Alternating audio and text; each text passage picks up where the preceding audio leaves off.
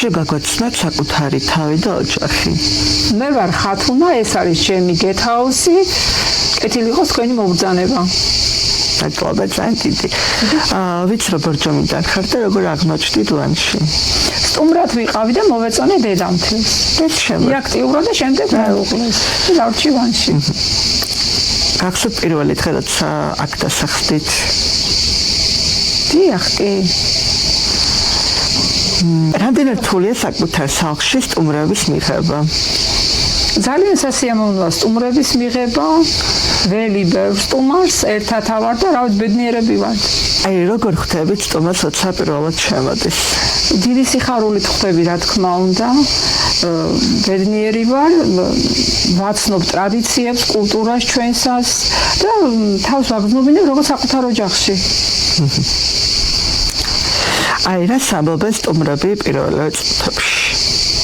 რომ მოდიან მოსწონთ, ახთოვანებულები არიან. აი სიმყუდროვე მოსწონთ, სიწყნარე, ხმაური არ არის, განსაღი ჰაერია, მაგარი ადგილია, აგერ მუზეუმი არის, წინ დაცული ტერიტორიაა და უძველესია ეს ყველაფერი და ძალიან მოსწონთ. აი ყოფილა შეთქვა სტუმარმა დაგეგმა თქვა 3 დღე და შემდეგ მეთქვა. დიახ და დღემდე მეკვირს 2 დღით იყო სტუმარი მოსული, 2 დღით და 2 თვე დარჩა. რამდენი შეთქვა იყო ეგეთი? ერთი იყო რამდენიმე, ერთი იყო კიდე სადღაც ალბათ 2-3 დღით იყო მოსული და 1 თვე დარჩა ისიც. და სხვათა შორის რომ მოდიან იმდენად მოსწონთ ეს გარემო, ეს არ ვიცი სიმარტოვე, სიწყნარე, ალბათ კომფორტულ დასვენებას უქმნის, რომ არიან წყნარა ჯანსაღი ჰაერია ეს ყველაფერი. წავდნენ შორს და აქ ახლოს. ხო და რა ვიცი რჩებიან მე. აი ძირითადად რა ეროვნების მოდიან ხოლმე აქ? მთელი მსოფლიოდან, გერმანიიდან, აფრიკიდან. კი, ავსტრალიიდანაც იყო ცოლ-ქმარი. ქართველები? ანუ მთელი მსოფლიოდან ქართველები, კი. არა უფრო ცხოველები. ყველა კი, ცხოველებიც და ქართველებიც. აი რისთვის მოდიან ლანჩში მას და მაინც? ძირითადად მოდიან ცხელი წყლები რომ არის გოგირდის არქეოლოგიური მუზეუმია მაგისთვის. აჩხიში კურორტი. სოლარი კურორტი. აი ყველაზე სამახსოვრებელი სტუმარი ყოლიეთ. ყველაზე სამახსოვრებელი მყავდა აი შალვა ამონაშვილისთან გადიოდნენ პედაგოგიურ და სწავლებას და მე მიდიოდნენ თავიანთ ქვეყანაში რომ ეს სწავლებინათ. იყო ცოლ-ქმარი შვილებით და აი უნიკალური ოჯახი იყო და ისეთი სამადლობელი წერილები და ამიტომ და ძალიან თბილი ხალხი იყო და აი ძალიან დამამახსოვრდა რომ წავიდნენ ტიროდი კიდევაც. ოკეი. რას ნიშნავს თქვენთვის როცა სტუმარი მეორად ბრუნდება? ძალიან ბევრს ნიშნავს, იმიტომ რომ არის არჩევანი ძალიან ბევრად უკეთესი სასტუმროები არის, ბევრად კომფორტულიც და იქ რო არ მიულენ და ისევ მე რო ამირჩევენ, რა ვიცი, ამაყიცა ვარ და ძალიან მიხარია. და ვცდილობ რომ უფრო მეტი და მეტი რაც შემიძლია უფრო. აი რა ემოციით გინდათ რომ აქედან წავიდეს სტუმარი? აი მე იცი რა მემართება, სტუმრები რომ მიდიან, ყველა სტუმარზე ვწირი ვარ რომ მიდიან. აი ერთი დღეს რო გაჩერდეს ადამიანი, მაინც მეტირება რომ მიდის. აი რა სპექტებით ადამიანს ერთხელ მაინც სტუმრებად? სასიამოვნო გარემოს პირდები, ნატურალურ მყეებზე, ნატურალურ პროდუქტებს, სოფლის ჯანსაღ პროდუქტებს და გარემოს სიწყნარეს და სიმშვიდეს. კომფორტულ დასვენებას. მოგწამდით. ეს არის სტუმრების მოსასვენებელი ადგილი. ეს არის დასაძინებელი ოთახები, აქ სტუმრები დაისვენებენ. ეს გალერეა არის ჩემი შვილის ნახატები არის. გერმანიაში ქონდა ბონში გამოფენა, თურქეთში ქონდა გამოფენა, საფრანგეთშიც იყო.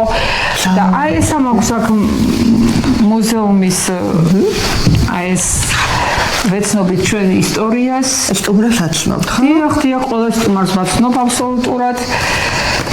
აქ მეორე საუკუნის ძეგლები არის. ისტორიას ყველაფერს ვაზიარებთ მოკლედ რა. და უყვებით. დიახ. ეს ინტერესია. ვაცნობიერებთ აი ამ მუზეუმის და ჩვენი ისტორიის კულტურის შესახებ.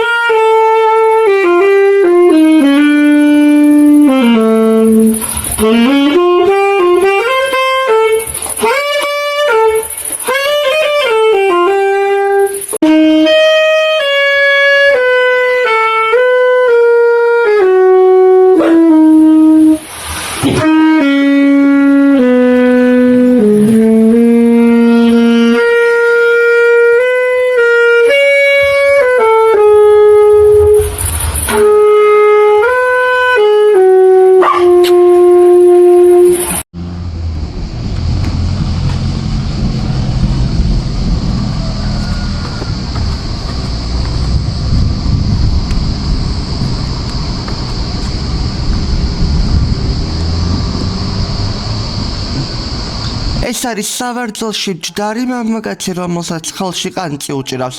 ისტორიული მნიშვნელობა ფიგურა თარიღდება ძველი წელთაღრიცხვით მე-7 საუკუნეებით. ის პირდაპირ დასტურა იმის, რომ ქართული სუფრის კულტურა და ტრადიცია, რომელსაც დღეს ვიცნობთ, ათასობით წლის წინაც არსებობდა. ეს არის ვანის ნაქალაქარზე აღმოჩენილი ანტიკური ხანის კერამიკული ჭურჭლის ფრაგმენტები. ისინი მოიცავს სხვადასხვა ტიპის ნივთებს, მათ შორის ქოთნებსა და დოქების, რომლებიც ძველ კოლხეთში ყოფითი თუ საკულტო დანიშნულებით გამოიყენებოდა. ისტორიული პერიოდი ვანის ნაქალაქარი მრავალფენიანი ძეგლია, სადაც დასახლება უწყოდა 8 საუკუნის განმავლობაში, ძველი წელთაღრიცხვით მე-8-დან 1 საუკუნემდე არსებობდა. ეს კერამიკა სწორედ ამ ძველ კულტურულ ფენებს მიეკუთვნება. დეტალი ის, რომ არქეოლოგებმა შენიშნეს, რომ ზოგიერთი ასეთი ჭურჭელი მოედანზე საკულტო რიტუალების დროს სპეციალურად იყო დამსხვრეული. ეს ფრაგმენტები მეცნიერებს ეხმარება აღადგინონ ჩვენი წინაპრების ყოფა, ხელოსნობის ტექნიკა და რელიგიური წარმოდგენები. არის ანტიკური ხანის ძველი წელთაღრიცხვით მე-5 და მე-4 საუკუნეების კოლხური შავგრილიანი კერამიკული დოქი.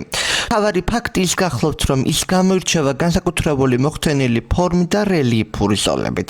მსგავსი ჭურჭელი ვანის ნაქალაქარზე აღმოჩნდა და მიუთითებს იმაზე, თუ რამდენად დახვეწილი გემოვნება და მაღალი ხელოსნობა ჰქონდა ჩვენს წინაპრებს ანტიკურ ეპოქაში. ეს არის ძველი წელთაღრიცხვით მე-5 და მე-4 საუკუნეების კოლხური წოთწირიანი ჭურჭელი და კერამიკა. მთავარი ფაქტი ის არის, რომ წოთიანი ცირი კოლხური კერამიკის უნიკალური ნიშანია, ასე ჭურჭელს მიწაში ან სპეციალურ სადგომებში ათავსებდნენ, რაც მის სტაბილურობასა და შენახვას უზრუნველყოფდა. ეს არის ძველი წელთაღრიცხვით მე-5 და მე-4 საუკუნეების უნიკალური თიხის საკულტო ნივთი, რომელიც ვანის ნაქალაქარზე აღმოჩნდა. მთავარი ფაქტი, ფიგურას ორივე ბოლოზე ვერძის თავები აქვს და ის სავარაუდოდ საკულტო რიტუალების დროს სადგომის სახით გამოიყენებოდა, რაც ძველ კოლხეთში ცხოველთა კულტსა და რელიგიურ წარმოდგენებს მიუთითებს. ვანის მუზეუმში დაცული ანტიკური ხანის კერამიკული ფრაგმენტები და ორსარხელურიანი ჭურჭელი, რომელიც მე-20 საუკუნის მეორე ნახევარში 1966 წლიდან დაწყებული გათხრებისას აღმოაჩინეს. მთავარი ფაქტი, ეს თიხის ნატეხები და დეკორატიული ელემენტები მეცნიერებს ეხმარება აღადგინონ ძველი კოლხეთის ყოფა, ხელოსნობის ტექნიკა და ყოველდღიური კულტურა. ანტიკური ხანა ძველი წელთაღრიცხვით მე-8 და 1 საუკუნეები აღმოჩენილია მე-20 საუკუნის მეორე ნახევრიდან ვანის გათხრებისას. თავარი ფაქტი ეს კედელი და ფრაგმენტები აჩვენებს როგორ ვითარდებოდა და იხვეწებოდა კოლხური კერამიკა საუკუნეების განმავლობაში. თითოეული ნატეხი ჩვენი წინაპრების მხატვრულ გემოვნებასა და ყოფას აცოცხლებს. ანტიკური ხანა ძველი წელთაღრიცხვით მეხუთე პირველ საუკუნეები. აღმოჩენილია ვანის მდიდარ სამარხებში მე-20 საუკუნის მეორე ნახევარში. თავარი ფაქტი ის არის, რომ ვანი ცნობილია როგორც ოქროს კოლხეთის ცენტრი, ეს უნიკალური ოქროს ამკაულებ და დიდი კერამიკული ჭურჭელი ადასტურებს, რომ კოლხეთი ძველ მსოფლიოში მაღალ განვითარებული და მდიდარი ცივილიზაცია იყო. ანტიკური ხანა კლასიკური და ელინისტური პერიოდი ძველი წელთაღრიცხვით მეხუთე და პირველ საუკუნეებში. თავარი ფაქტი ის არის, რომ კადრში ჩანს ვანში აღმოჩენილი ძველ კოლხური ოქროს დეტალები, მძივები და სამკაულები.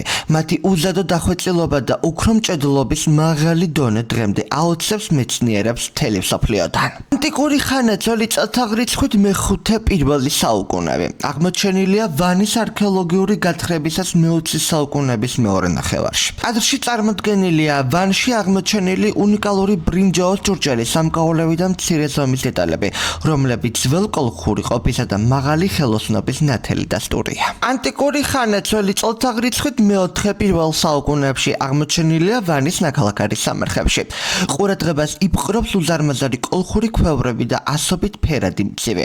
ეს ყველაფერი აჩვენებს, რომ კოლხეთში ფართოდ იყო განვითარებული როგორც ვაჭრობა, ისე ძვირფასი და მინის ნაკეთობების დამზადება. ანტიკური ხანა ძველი წელთაღრიცხვით მეხუთე პირველ საუკუნეებში. ესეც აღმოჩენილია ვანის მდიდარი არქეოლოგიურ ფენებში მე-20 საუკუნის მეორე ნახევარში. ეს არის ვანის მუზეუმის ერთ-ერთი ყველაზე შთამბეჭდავი კომპოზიცია ოქროს მცირე ფირფიტების გროვა, მძივები და უზარმაზარი კოლხური ჭურჭელი, რომელიც ძველი კოლხეთის სიმდიდრესა და დიდებას ასახავს. ანტიკური ხანა ძველი წელთაღრიცხვით მეხუთე პირველი საუკუნეები. აღმოჩენილია ვანის ნაქალაქარის სამარხებში მე-20 საუკუნის მეორე ნახევარში. კადრში წარმოდგენილია უზარმაზარი კოლხური ამფორები და ოქროს მცირე დეტალები. ეს ნივთები ადასტურებს, რომ ძველ კოლხეთში მაღალ დონეზე იყო განვითარებული როგორც ვაჭრობა და მეღვინეობა, ისე ოქრომჭედლობა. ანტიკური ხანა ძველი წელთაღრიცხვით მეხუთე პირველი საუკუნეები. ესეც აღმოჩენილია ვანის არქეოლოგიური გათხრებისას. ვიტრინაში გამოფენილია კოლხური ამფორები და ანტიკური ხანის საბრძოლო იარაღი, რაც მიუთითებს იმას, რომ ვანი იყო არა მხოლოდ კულტურული და სავაჭრო, არამედ ძლიერი პოლიტიკური ცენტრიც. ანტიკური ხანა ძველი წელთაღრიცხვით მეხუთე პირველი საუკუნეები. აღმოჩენილია ვანის მდიდარ არქეოლოგიურ ფენებში მე-20 საუკუნის მეორე ნახევარში. ცენტრში წარმოდგენილია წვეტიან ძირიანი კოლხური ამფორა, რომლის გარშემოც ოქროს მძივები, სამაჯურები და ფირფიტებია განლაგებული. ეს ვანის მუზეუმის ერთ-ერთი ყველაზე ბრწყინვალე და მდიდარი ექსპოზიციაა.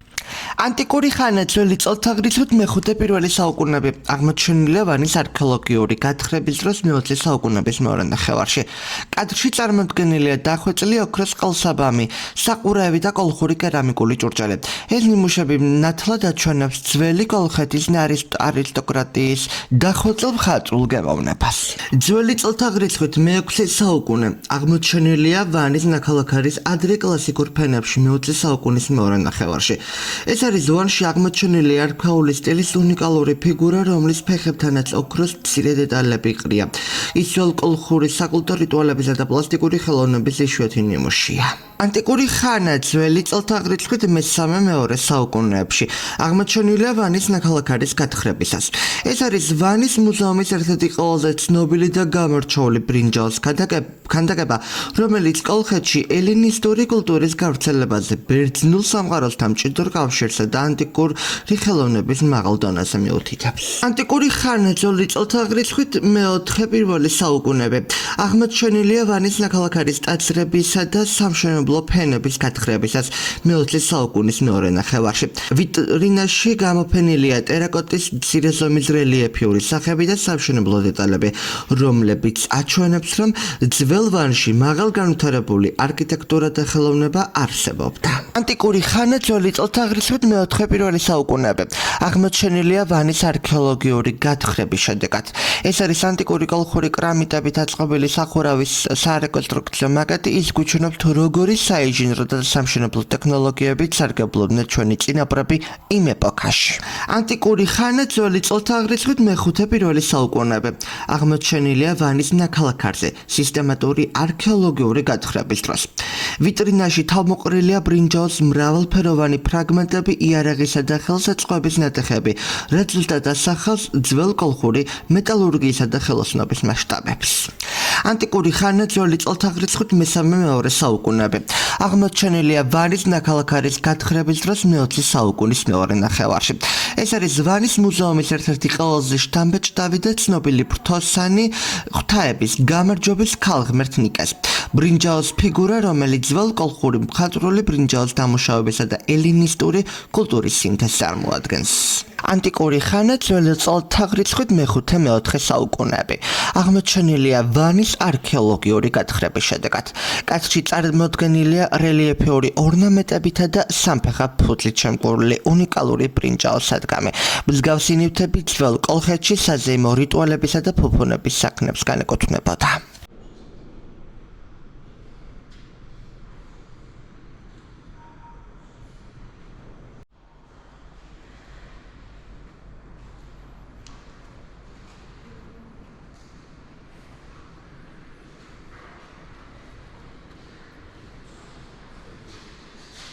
ეს მუზეუმში ვნახეთ ნივთები, რომლებიც ვანის ისტორიაზე მოგვიყვეს. მაგრამ ახლა აქ მივდივართ, სადაც ვანის ისტორია დაიწყო. აქ უკვე უბრალოდ ექსპონატებს კი არ უყურებთ, უბრალოდ დავდივართ იქ, სადაც რამდენიმე საუკუნის წინ ვანში ცხოვრობდნენ. ახლა ყველაზე საინტერესო კითხვა იწყება, როგორი იყო მაშინ ვანი. ჩვენ წელთაღრიცხვამდე წარმოვიდგინოთ, რომ აქ ცხოვრობთ 2000 წლის წინ. ახლა პატარა ექსპერიმენტი უნდა ჩავატაროთ, წარმოვიდგინოთ, რომ თქვენ ხართ ვანში, მაგრამ არა დღევანდელ ვანში, ანუ 21 საუკუნეში. არ არის მანქანა, არ არის ტელეფონი, არ არის ინტერნეტი და ეს არის თქვენი ქალაქი. მე კი მინდა გავიგო, როგორ გამოიყურებოდა ეს ადგილი მაშინ. ძველი ვანი ძველი წელთაღრიცხვით პირველ საუკუნის შუა ხანებში განადგურდა. არქეოლოგებმა ნაგებობებში ხანძრისა და ძალადობრივი განადგურების კვალი ნახეს. დამწვარი ქვები, კრამიტი, ნახშირიანი ხის ნაწილები და დანგრეული კედლები. ზუსტად ვინ განადგურა ქალაქი ბოლომდე დადგენილი არ არის. ანუ ჩვენ ახლა ფაქტობრივად იმ ქალაქში ვდგავართ, რომელიც ერთ დღეს უბრალოდ არ მიტოვებულა. მისი განადგურების კვალიც კი შემორჩა.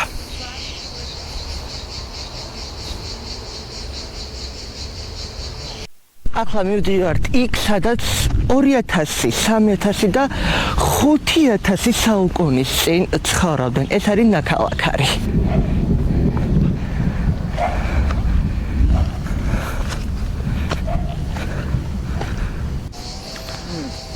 ახლა შეხედეთ ამ ადგილს.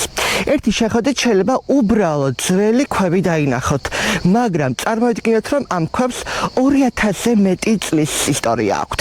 აქ ოდესღაც ქალაქი იყო, ადამიანები ცხოვრობდნენ, რიტუალებს ატარებდნენ, აშენებდნენ, ვაჭრობდნენ, დღეს კი ჩვენ მხოლოდ მისი კვალი გადაგვრჩა. ჩვენ ხედავთ საფეხურებს და მათთან დაკავშირებულ ქვის პლატფორმას.